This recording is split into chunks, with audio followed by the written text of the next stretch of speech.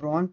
In this video, we will create a VGA interface between the FPGA and monitor, and the prototype for this project will be implemented on the Terasic FPGA board DE1-SoC.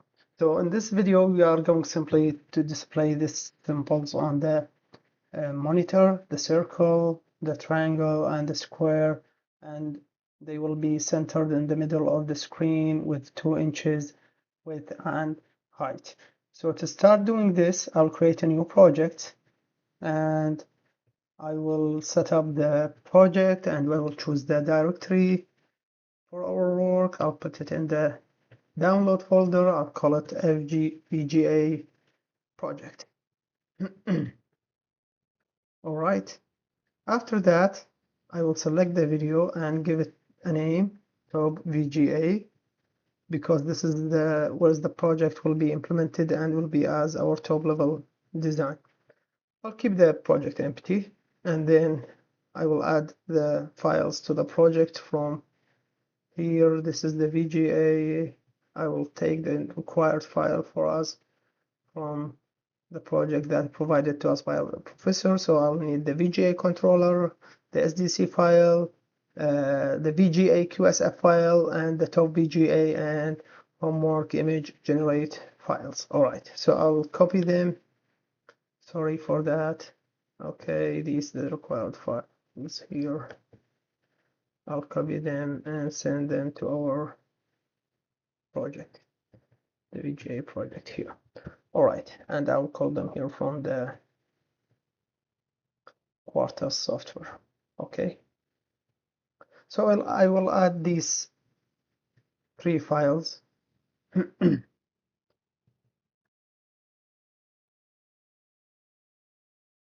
just opened them. Let me make sure they are correctly added. Yes, good. So our next part will be choosing the family device and the board that we will implement on it. So it is the DE1-SoC board. Go to the name filter, paste the family device name, and that's it. And then I will choose the Verilog, the VHDL programming language for the simulation with the Quest Intel FPGA, and then I will finish creating the project. Right now, our next step will be making sure that all the required files have been added to the program. Yes, good. I'm gonna set this as top level entity design for it, and I will go to the controller and make sure that all the parameters are fitted to the required parameters for our monitor. So for my part, I already prepared the details for it, so I will copy them from here and just replace these lines with the required parameters. So my screen will be 90/20 for the height of pixel and 1080 for the vertical pixels. Beside, and for the refreshing rate is going to be 60 Hertz, and that's what we do need to display the samples on the monitor. All right, so I'm gonna save this change here, and after that I will make sure that I will go to the image generator. So this code is for to display the square, as we can see here. So I'm going to place and bring my own code to display the 3 samples. So I'm gonna copy all this, put it here. Okay, so right now we have already done. All right, so this is here displaying the screen center, and this code for centers and the group. The circle, put it in the left, and triangle, put it in the middle, and the square, put it in the right. And this is for the colors here. And I've added some helpers function. We need them to organize the square bounds and triangle vertices beside the triangle tolerance and circle ring. Okay, so we can go through all this code. And finally, in the beginning of the architecture, I use this equation to draw the circle, and this equation here to draw the exact center square outline, and the last thing is for the triangle. All right, so after we have done with this, I'll save the changes here, and all right, and I will run the program. But before we are going to run the program, I need to add the PLL, the most important part for our design. So I'll go to the IP and I'll choose clock, and then the PLL, which is already we have it, DCM underscore. I'm gonna take exactly the same from the top VGA instead. I don't want to make any mistakes. This is the DCM underscore ultra. This is our clock divider, which gives us the exact frequency that we need to display the samples on the screen with the exact refresh rate. All right, so it's loading the mega wizards here, so we can set the parameters for the PLL. We are going to work with it with 15 megahertz as reference clock, and then we are going to change the desired frequency. For my monitor, it's going to be 148.5 megahertz, and I don't want to any condition to it, so like I only want the output clock, so the enabled will be unchecked and everything is good. After that, I'll click on finished. Right now it's gonna take some time to generate the PLL.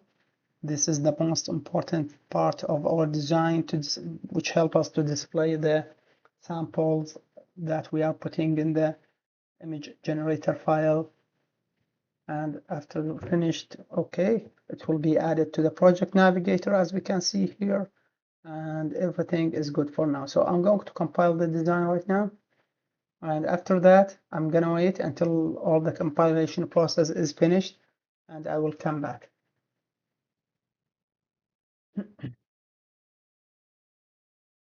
All right, so right now we are going to finish the compilation process, and after that our next step will be assigning the pins, the required pins for the FPGA from the design. And to do this, after we finish the compilation and it's successfully done, I'll go to the assignment. I will import the required assignment from the project. I'm gonna choose the QSF file. All right. So after I add it to the design, I'll make sure that all of them are in the same position. As you can see here, all of them were added to the design. Great. My next thing is I'm going to create the SDC file for timing constraint. So to do this, I will choose the design constraint file. I don't have it here right now. I'll go to, yeah, this is one. I have one here. Okay, from the quiet project that's provided by the professor. Let's pick all files, and I'm gonna choose this one and copy its content and go from new, pick Synopsys design constraint file, and I'm gonna save it. Save it with the exact name of the project, so VGA. All right, after that, I'll make sure it's been added to the project from assignment. All right, and I go here, as you can see here, the Synopsys design constraint file were added to the design. Okay, awesome. So after we finish this, actually no, I need to make sure that's not that file, so I'm gonna remove it and add our Synopsys design constraint file. Okay, yes, now it's removed, and I'm gonna add this. Okay, apply. Oh, okay. So after we added the pin assignment and the SDC file, I'm gonna compile the design again.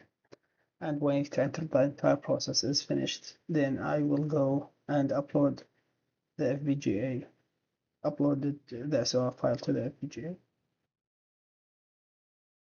Now, after the compilation process has been done, our next part will be uploading the SOA file to the FPGA board.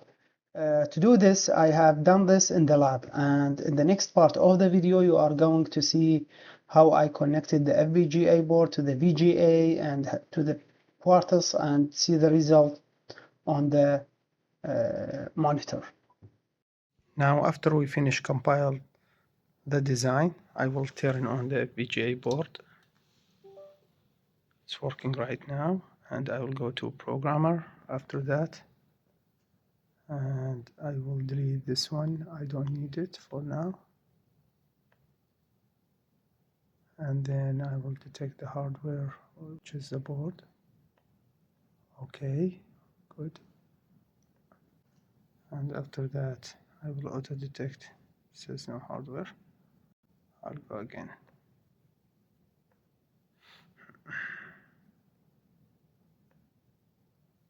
Good, close. So now I will detect the family device that we need to work on with. Okay. And I've got this. I don't need this device. After that, I will upload the SOA file. Okay, and start running. As we can see here, so it's loading right now after it's finished. Now I got this. I got some glitches here. This is because of the refreshing rate. Once I change it, it will, change more. But this is the best I can get right now. But right now I got the circle and I got the triangle and the square. All of them are in the same shape, and which is good.